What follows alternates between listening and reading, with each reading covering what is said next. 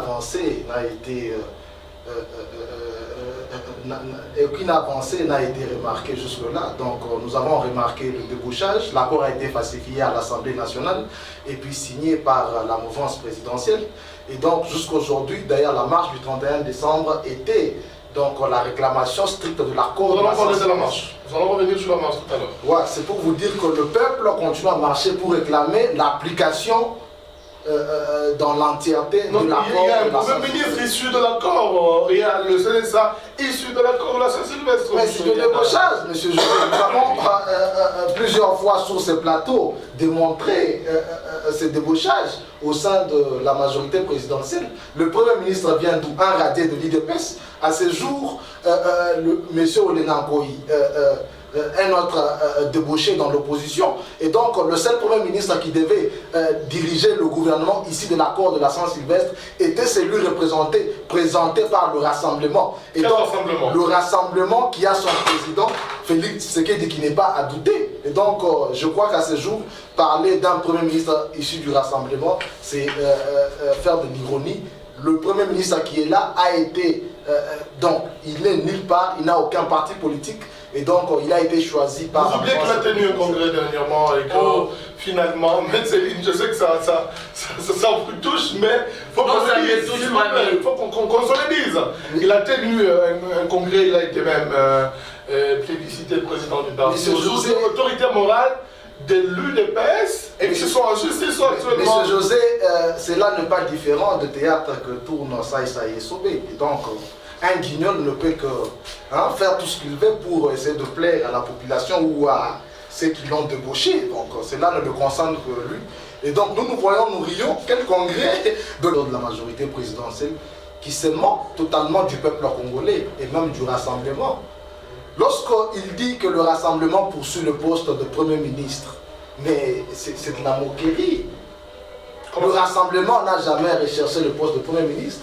C'est un poste qu'on a taillé au Rassemblement après les accords. Le Rassemblement poursuit la présidence de la République. Il faut ici rappeler sur ce plateau que le premier à présenter ses candidats président de la République, c'est le Rassemblement. Chose que la majorité présidentielle n'a jamais faite jusqu'aujourd'hui.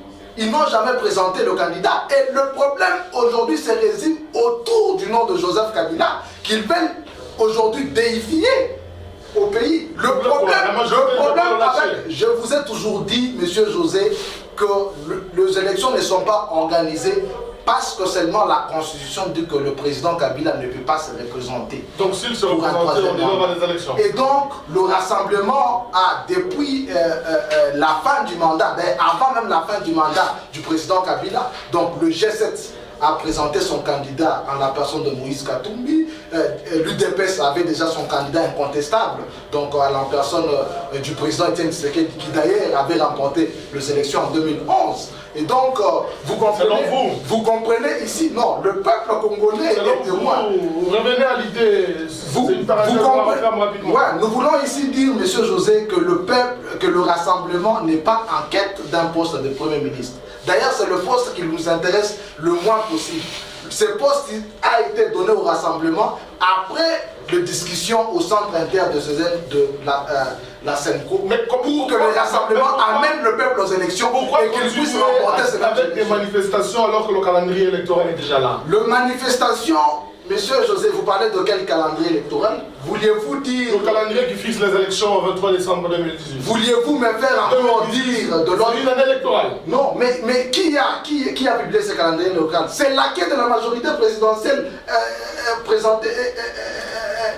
mis à la CENI? Non, mais de qui se moque-t-on? Les élections ont été prévues en décembre 2017.